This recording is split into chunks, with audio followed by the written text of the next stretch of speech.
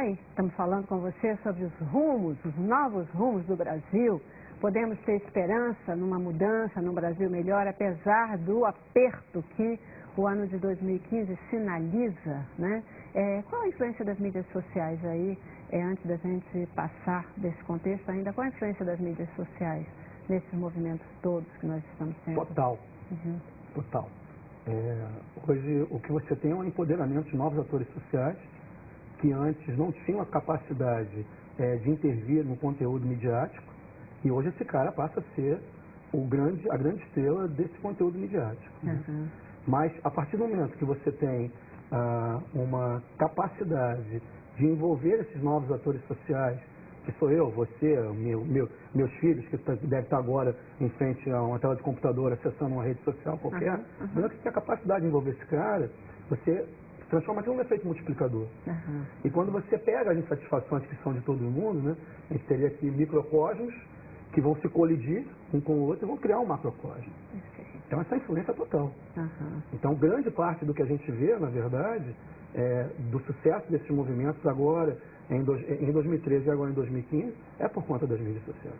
Sem dúvida. Que bom, né? Que bom. Na verdade, se a gente for parar para pensar, a gente ainda não sabe exatamente o efeito, mas hoje em dia a gente pode dizer que o corpo humano ele tem uma nova função que é o celular, né? Então, se você sair Mark de casa... Lula já falava que os meios são a extensão do homem. Se você sair de casa sem ele, você parece que uma parte de você não veio com você. É verdade. Né? E se você for olhar, lógico, eu não sei, você que está nos assistindo agora, de onde você mas em boa parte do Brasil, com R$30 por mês, você gasta R$1 por dia para navegar ilimitadamente nas redes sociais através do seu celular. Então isso é uma nova força poderosa que praticamente atua em toda a população brasileira, porque hoje no Brasil nós temos mais aparelhos de celulares habilitados do que de população. Verdade. Então essa nova mídia, ela não seleciona, ela não julga, ela não censura, mas ela de alguma forma ela comunica.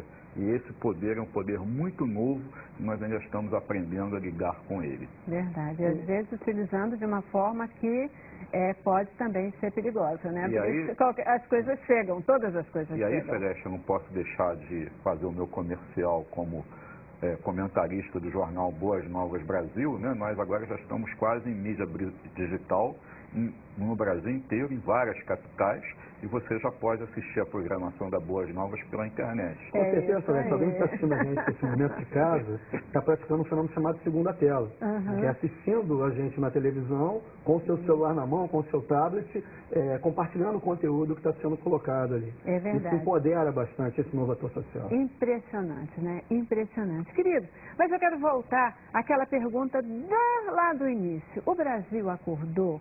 Quais são as perspectivas, quais são esses novos rumos que a gente pode esperar para o Brasil na visão de vocês, tanto no sentido da questão econômica, da política, da questão social?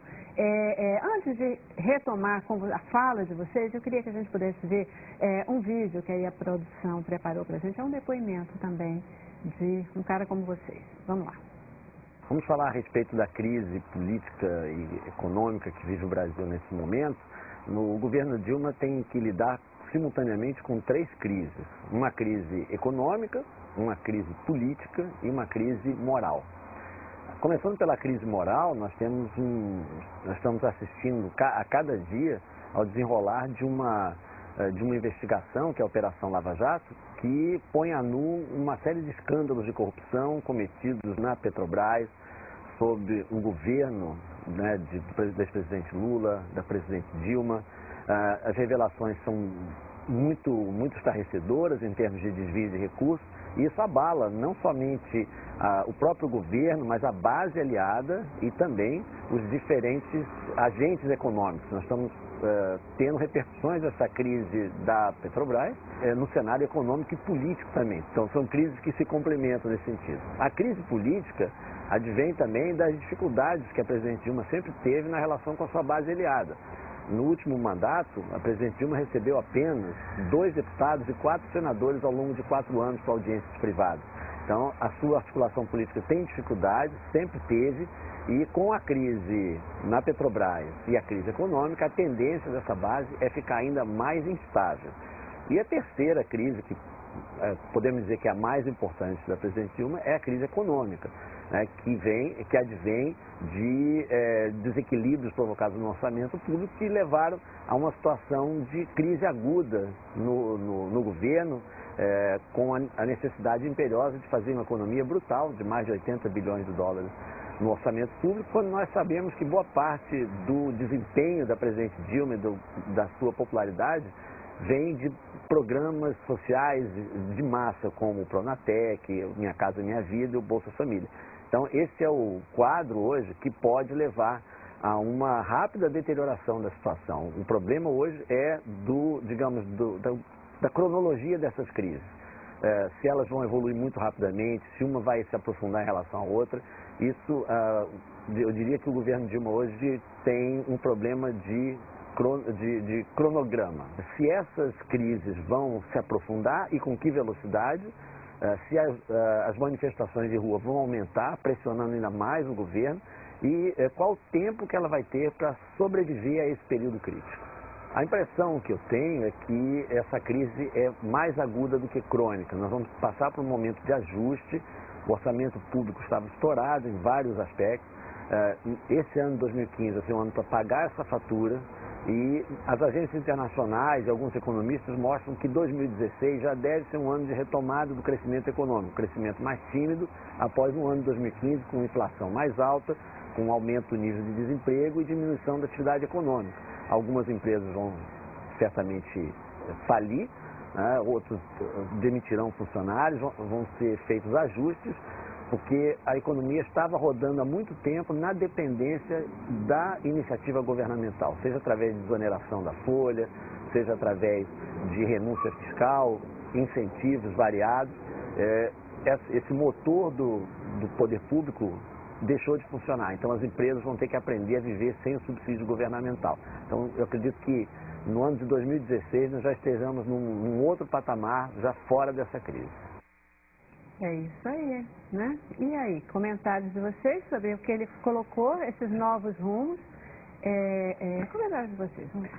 Eu acho que o professor está sendo um pouquinho otimista no que tange a essa análise. A gente falar que o problema econômico está totalmente atrelado ou muito atrelado à questão da gestão orçamentária, você diminuir muito o âmbito de destruição das políticas públicas feitas pelo governo do PT ao longo desses últimos 12 anos. Você tem uma expansão recorde da base monetária após 88, você tem um protecionismo que cria verdadeiro embargo econômico do governo brasileiro sobre o povo brasileiro, você tem a maior carga tributária da história do Brasil em quase 40%, você tem uma burocracia que alija o pobre da economia como produtor, virando apenas consumidor e um consumidor subsidiado pelo governo, você tem uma educação patética em que você não busca resultados, em que você paga essa máquina educacional pública independentemente do resultado atingido, você tem uma saúde pública deteriorada, você tem um ambiente inóspito de negócios, e aí você vai somando tudo e fala apenas que o problema era orçamentário, que é um problema. Eu acho que a gente diminui muito a questão global da coisa e o quanto todos os institutos econômicos, todas as instituições econômicas brasileiras ruíram nos últimos 12 anos. Eu acho que o professor Geraldo Tadeu falou, na verdade, desse momento. Ele não busca todo o arcabouço histórico que levou o Brasil até esse momento, que também não é culpa da gestão do atual governo. Eu, particularmente, sou muito contra essa continuidade que o PT está tendo no poder nesse momento. Apesar de eu ter votado as últimas 4 eleições de presidente no PT, nas últimas 5, inclusive, eu sou contra essa permanência direta no poder, mas a falta de alternativa me fez novamente votar em Dilma. Mas porque a gente não vai ter tempo de discutir cada um dos pontos que o professor coloca. Certo. Mas, na verdade, você tem também diversos avanços. Você tem também diversos avanços que devem ser considerados. na área da economia, na área da educação, na área do empreendedorismo, não deixando o cara que é da classe menos privilegiada apenas como consumidor, e sim como um novo empreendedor. É só você subir as regiões mais carentes do estado do Rio de Janeiro que você vai ver a quantidade de empreendimentos que tem por aí. Acho que o professor acerta quando ele diz que é aguda e não é crônica. E assim, é bom que a gente traduza isso para quem está em casa assistindo, né? O crônico é complicado, o agudo passa. Exatamente. O crônico, ele permanece. A tendência é permanecer, né? Ele mesmo já sinaliza aí com uma possibilidade de melhoria no próximo ano, 2016. Eu acho que essa questão do agudo passa, e se o agudo passa em 2016, hoje, pensando em rumos para o Brasil, que é o tema do nosso programa, eu diria que é a grande incógnita, é a nossa pergunta que a gente precisa debater. Na verdade, a equipe econômica atual se propõe a um ajuste que não tem a simpatia da base do governo, não tem o apoio e o respaldo político necessário. Nesse momento, nós estamos aqui debatendo, as propostas estão lá no Congresso Brasileiro, serão votadas e não há garantia de que serão aprovadas. Portanto, é uma equipe que ainda não tem prazo de validade certa, ou seja, para que isso tudo seja de fato agudo, para que possamos pensar numa economia melhor, numa vida mais tranquila em 2016, partindo do pressuposto que 2015 é um ano de conserto, vamos botar a casa em ordem, fazer uma reforma, não está errado, é preciso que as propostas sejam aprovadas e é preciso que essa equipe econômica seja garantida politicamente para um período de continuidade.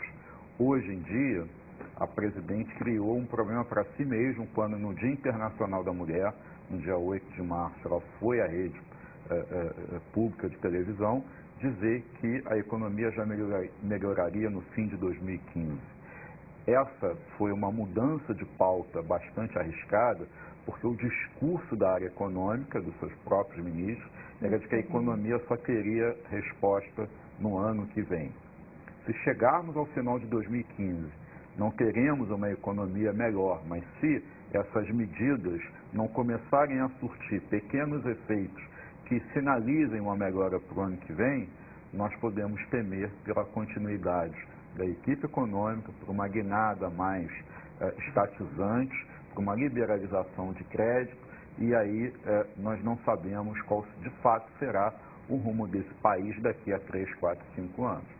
Se por outro lado tudo der certo, talvez possamos pensar numa economia um pouco melhor, com o dólar caindo, né, independentemente se é para viajar para o exterior ou não. É importante dizer que numa economia internacionalizada, que nós vivemos, dólar é custo, é insumo. Então hoje, mesmo aquilo que é produzido aqui, você tem tecnologia, você tem royalties, você tem licença. Então, de alguma maneira, dólar alto aumenta a inflação para o brasileiro, em tudo que você compra de uma maneira perceptível ou invisível tem o efeito do dólar, a começar pelo pãozinho francês, porque nós não temos autonomia no trigo, né, de tudo. Só para complementar, o que eu queria dizer é o seguinte, na minha visão, parece que o próprio governo vende a ideia quando traz uma série de ajustes fiscais, e não só ajustes fiscais, mas também uma busca por uma reforma institucional na questão do empreendedorismo, com a ideia do bem mais simples que eles lançaram agora, entre outros programas de política pública que a princípio não são da bandeira tradicional do PT. O que o governo parece que está dizendo para a população é justamente que a crise não é aguda, que a crise é crônica. É o próprio governo que parece que está dizendo isso quando renega as suas origens e chega a ponto de apresentar programas que não têm a ver com a sua base ideológica, na tentativa de reverter, de mudar profundamente as atuais instituições econômicas brasileiras. Então, a sensação que eu tenho é que até o próprio governo está dizendo para a população de uma forma geral que a crise é crônica, que a crise é institucional, que a crise não é passageira, não é uma, como diria o Lula, uma marolinha. Não é, a crise é crônica, a crise é institucional, e se ela é crônica ou aguda, eu acho que realmente é o tempo que vai dizer, né? Agora, crônica ou aguda, a gente precisa de ação, né? E ação urgente.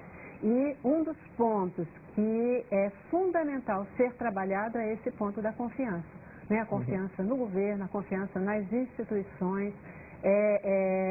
Parece aí que o mundo exterior deu um voto de confiança para o Brasil, né? Manteve aí a classificação do Brasil, sinalizando que aposta nesse país. Então, se até lá fora apostam, nós precisamos apostar também. Nós precisamos, de alguma forma, participar e, não sei como, mas participar desse projeto de confiança. Precisamos que os nossos dirigentes façam alguma coisa nesse sentido, né? Tenham estabilidade, porque essa é uma característica do brasileiro. É tudo muito rapidinho, não deu certo, muda, não deu certo, muda. Não dá tempo de se preparar uma base sólida para garantir uma mudança sustentável, né? Eu já vou para o nosso último intervalo e volto aí para as considerações finais de vocês, tá bom? Vamos lá.